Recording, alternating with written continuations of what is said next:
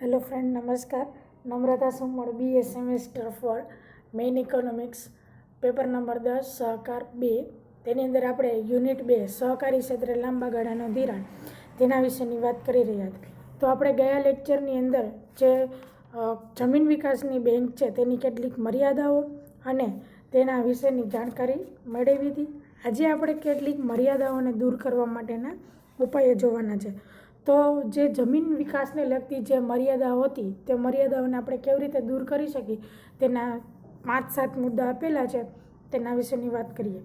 તો જે વિસ્તારોમાં જમીન વિકાસના બેંકોનો યોગ્ય પ્રમાણમાં ઉપયોગ ન થયો હોય ત્યાં તેનો વિકાસ પ્રત્યે ધ્યાન કેન્દ્રિત કરવું જોઈએ અને આવી બેંકોને વધારે આર્થિક સહાય મળે તે માટે નિષ્ણાતોને સુસજ્જ કરવા જોઈએ. એટલે કે જે વિસ્તારની અંદર જમીન વિકાસ બેંકો હજી સુધી સ્થપાણી ન હોય અથવા તો એના કોઈ વિશેની કોઈને જાણકારી ન હોય તો એના માટેનું ધ્યાન છે તેની અંદર કેન્દ્રિત કરવામાં આવે અને આર્થિક સહાય માટે પણ જે નિષ્ણાતોની જરૂર હોય તે લોકોને સજ્જ કરવા જોઈએ કે ભાઈ આ જગ્યાએ વ્યાપારી બેંકો અથવા તો જમીન વિકાસની બેંક છે ત્યાં નથી, તેની સવલતો આપણે ઊભી કરવી હોય તો તે માટેનું આપણે ધ્યાન દોરવું જરૂરી બને છે. બીજી બાબત છે તો જમીન વિકાસ બેંકો જમીન ઉપર જ લોન આપે છે કે જમીન વિકાસની બેંક છે તો ખેતી ક્ષેત્રની અંદર તમારે જમીન છે એને નવી ખરીદી કરવી હોય અથવા તો જમીનને ફરીથી ખેડાણ માટે લેવી હોય તો એ માટે લોન આપવામાં આવે છે. એટલે કે જમીનની ગુણવત્તાનું મૂલ્યાંકન કરી અને અધિકારી દ્વારા તેનું નિષ્ફળ ન જાય તે માટેનું ધ્યાન રાખવાની રહેતી હોય છે. એટલે કે ગુણવત્તા પ્રમાણે મૂલ્યાંકન તેનું કરી અને જમીન વિકાસ માટેની લોન જમીન માટે આપવામાં આવે છે. એટલે કે ફક્ત જમીન વિકાસની બેંક છે તે જમીન માટે જ લોન આપતી જોવા મળે છે.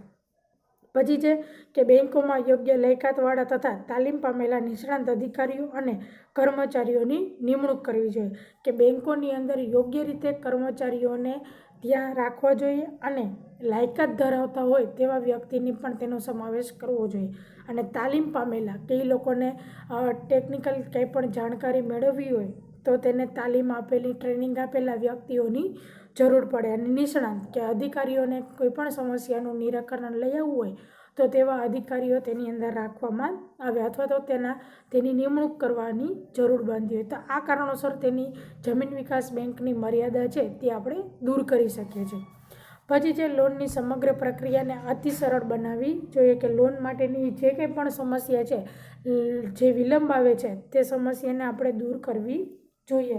ખેડૂતોની લોન માટે અરજીનો ઝડપથી નિકાસ કરવો જોઈએ અને જો લોન મંજૂર કરવામાં આવતી હોય તો લોનની રકમ પણ ઝડપથી આપી દેવી જોઈએ. એટલે કે અમુક સમયે જ્યારે વિલંબ થાય છે લોન આપવામાં તો ખેડૂતોને જ્યારે પાક માટે લોન જોતો હોય તો લોન આપવા માટે જે મજૂરોને લાંબો સમય વિતાવવો પડે છે તે વિતાવવા વગર તેની અરજી કરે અને તરત જ તેને ધિરાણ મળી રહે અથવા તો તેને જે લોન જોતી હોય તે મંજૂર થઈ જાય તે માટે તાત્કાલિક સહાય છે તેની અંદર કરવામાં આવે તો એના કારણે પણ તેની મર્યાદા છે એ દૂર થઈ શકે છે. પછી જે જમીન વિકાસ બેંકો પ્રાથમિક મંડળીઓ અને રાજ્ય સહકારી ખાતાઓ વચ્ચે સતત ઘનિષ્ઠ સંકુલન સ્થપાવવું જોઈએ. એટલે કે આપણે ખબર છે કે ભાઈ રાજ્ય સહકારની જે બેંક છે તે મેઇન બ્રાન્ચ છે તો તેના ઉપરથી મધ્યસ્થ જમીન વિકાસની બેંક અને તેના પછી પ્રાથમિક જમીન વિકાસની બેંકોનો સમાવેશ થાય છે.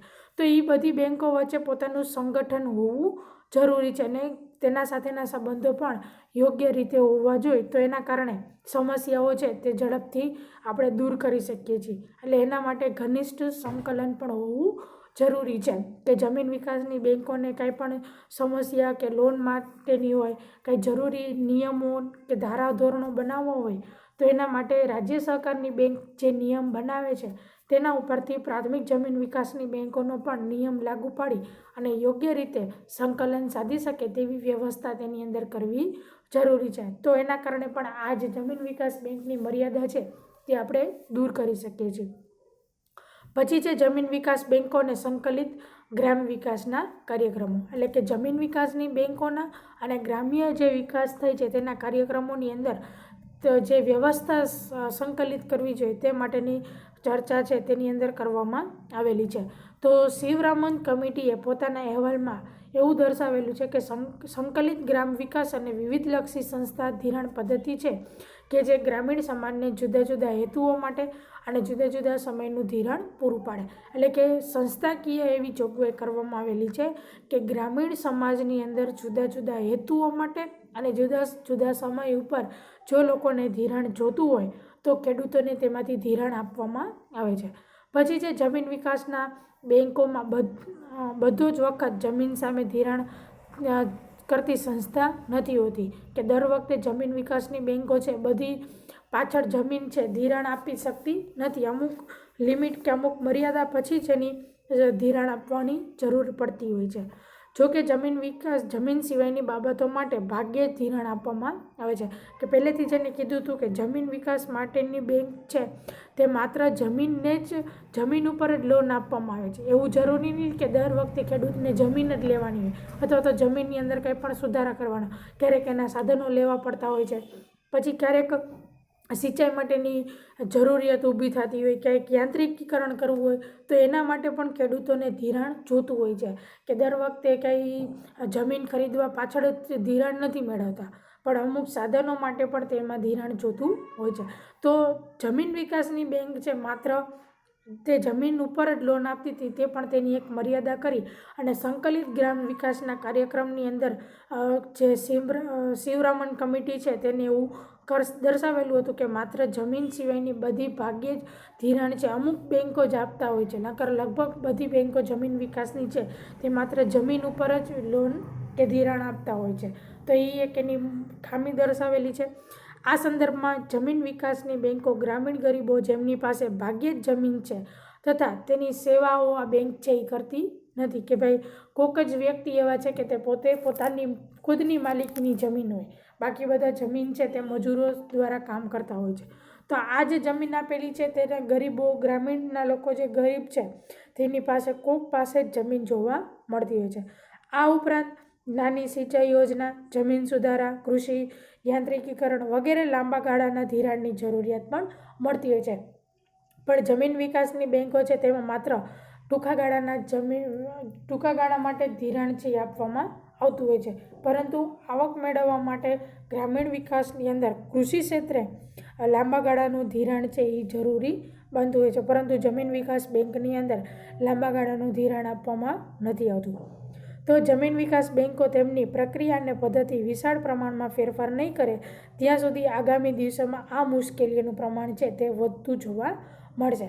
એટલે કે જો લાંબા ગાળાનું ધિરાણ જમીન વિકાસની બેન્કો નહીં આપે તો તેની સમસ્યાનું પ્રમાણ છે એ દિવસે ને દિવસે વધતું જશે અને તેના કારણે વિશાળ મુશ્કેલીઓ પણ ઊભી થતી હોય તેવું આપણે કહી શકીએ છીએ. સંકલિત ગ્રામીણ વિકાસ કાર્યક્રમની અંદર જમીન વિકાસની બેન્કો પોતાનું પ્રદાન આપવા માટે ભંડોળો દ્વારા વધારો કરી શકે છે અને વધારે ને વધારે ગ્રામીણ વસ્તીને તે આવરી લે તેવી કાર્યક્રમ છે તે નક્કી કરવામાં આવેલા છે. એટલે કે સંકલિત ગ્રામીણ વિકાસની અંદર લોકોને વિશાળ સંખ્યામાં તેનું પ્રદાન મળી રહે અને તેના દ્વારા ભંડોળો ઊભા થાય તે માટેની વ્યવસ્થા છે તેની અંદર કરવામાં આવે છે.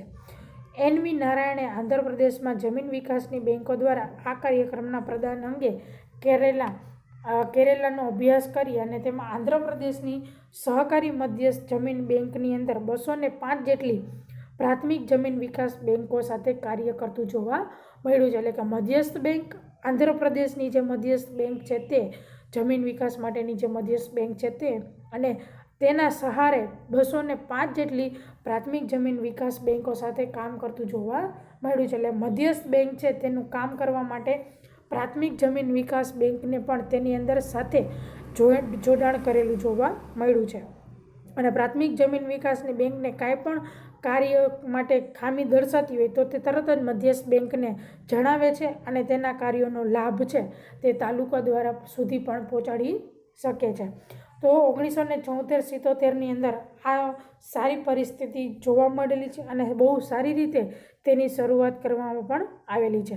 જો કે એકંદરે આપણે એવું કહી શકીએ છીએ કે આની અનેક કાર્યક્રમની મુશ્કેલીઓ પણ જોવા મળેલી છે, પણ એની મુશ્કેલી છે એ અભ્યાસ દ્વારા નોંધાયેલી જોવા મળી છે અને જે નોંધાયેલી અવસ્થા છે તેના આધારે તેની મુશ્કેલીઓ પણ દૂર કરી શકાય તેવી વ્યવસ્થા પણ કરવામાં આવેલી છે. એટલે દર વખતે પ્રાથમિક જમીન વિકાસની બેંકની સારી શરૂઆત થાય છે, પણ એકંદરે તેનો થોડોક ઘણો ખોટનું પ્રમાણ પણ દર્શાવે અને કેટલીક નિષ્ફળતાઓ પણ તેની અંદર જોવા મળી છે. પણ એ અમુક સમય પૂરતું મર્યાદિત હોય કે લાંબા ગાળે તેનો નિકાલ થઈ શકે તેવી કામગીરી હોઈ શકે છે.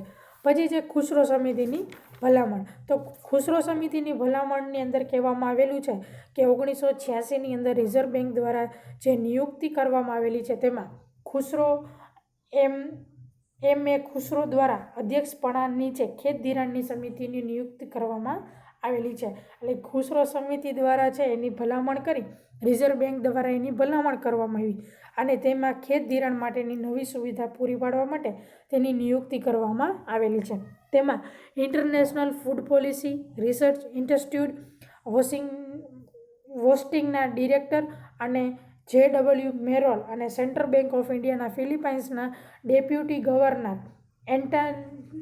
એન્ટાનિલાસ દ્વારા તેનો સમાવેશ કરવામાં આવેલો છે.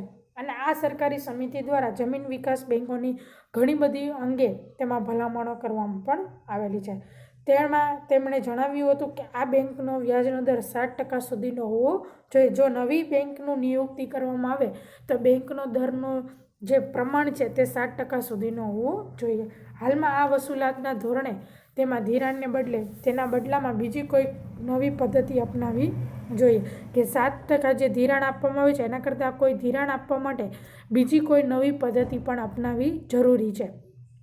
તો 1976ની અંદર હજારી કમિટી દ્વારા રાજ્ય સહકારી બેંકો પાસે જમીન વિકાસના બેંકોનું એકીકરણ કરવામાં આવેલું છે.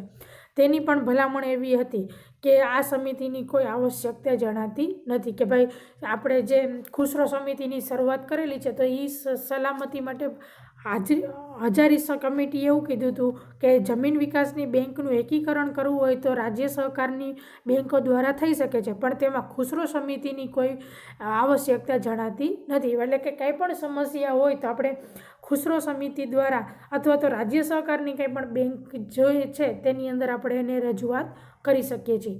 આ સમિતિને આકર્ષવા માટે વ્યાજ દર છે એ જાહેર કરી અને જાહેર જનતા પાસેથી થાપણો એકત્રિત કરવાની રાજ્ય સરકારો વધારે પ્રમાણમાં શેરમૂડીના ભાગીદાર થવાનું પણ ભલામણ કરવામાં આવેલી છે. એટલે કે રાજ્ય સરકાર દ્વારા જાહેર જનતાની લોકો પાસેથી થાપણો કેમ મેળવી તેના માટેની રાજ્ય સરકાર દ્વારા ભાગીદારી છે એ આપવામાં આવી હતી અને વધારેમાં વધારે લોકોને વ્યાજના દરના પ્રમાણ દર્શાવી અને લોકો પાસેની જે આવક છે જે થાપણો છે તે મેળવવાનું કાર્ય તેની અંદર કરવામાં આવેલું હતું. એટલે કે આ બધી વાત છે એ ખુસરો સમિતિ દ્વારાની છે કે જમીન વિકાસની બેંકો છે એ ખુસરો સમિતિ દ્વારા બહાર પાડવામાં આવી હતી અને એ બહાર પાડેલી જે જમીન છે તેમાં લોકો પાસેથી કેમ વધુને વધુ આપણે થાપણ મેળવી તેના વિશેની એની અંદર વાત કરવામાં આવેલી હતી. તો જમીન માટે ટૂંકા ગાળાનું ધિરાણ પણ તેની અંદર પૂરું પાડવામાં આવે છે. રાજ્ય સરકાર દ્વારા લાંબા ગાળાનું ધિરાણ પણ પૂરું પાડવામાં આવતું હતું, પણ છતાં ખુસરો સમિતિએ પોતાની સમિતિને બહાર લઈ આવવા માટે આ પ્રાથમિક જે વ્યાજના દરનું પ્રમાણ છે તે વધારી દીધું અને લોકો તેની પાસે કેમ આકર્ષાય તે માટેની વ્યવસ્થા ખુસરો સમિતિની ભલામણની અંદર દર્શાવવામાં આવેલી છે. તો આજે આટલી આપણે વસ્તુ કરી તે એક જમીન વિકાસના બેંકોને મર્યાદા જે હતી આપણે ગયા લેક્ચરની અંદર જોઈ હતી તે મર્યાદાને આપણે કેવી રીતે દૂર કરી શકીએ તેના વિશેની વાત કરી. પછી જમીન વિકાસ બેંકોમાં સંકલિત ગ્રામ વિકાસના કાર્યક્રમો કયા કયા છે તે અને ખુસરો સમિતિ દ્વારા જે ભલામણ કરવામાં આવેલી છે તેના વિશેની આપણે વાત કરી. હવે નેક્સ્ટ લેક્ચરમાં આપણે રિઝર્વ બેંક અને સહકારી નાણાં પ્રબંધ કેવી રીતે કરે છે કે રિઝર્વ બેંક દ્વારા નાણાંનો પ્રબંધ થાય છે અથવા તો સહકારી નાણાં પ્રબંધ કેવી રીતે કરશે તેના વિશેની આપણે વાત કરવાની છે. તો તેની અંદર પણ ટૂંકા ગાળાનું ધિરાણ, લાંબા ગાળાનું ધિરાણ અને નાબાર્ડ દ્વારા કેવું રીતે એનું મૂલ્યાંકન થાય છે તેના વિશેની આપણે વાત કરીશું. Thank you.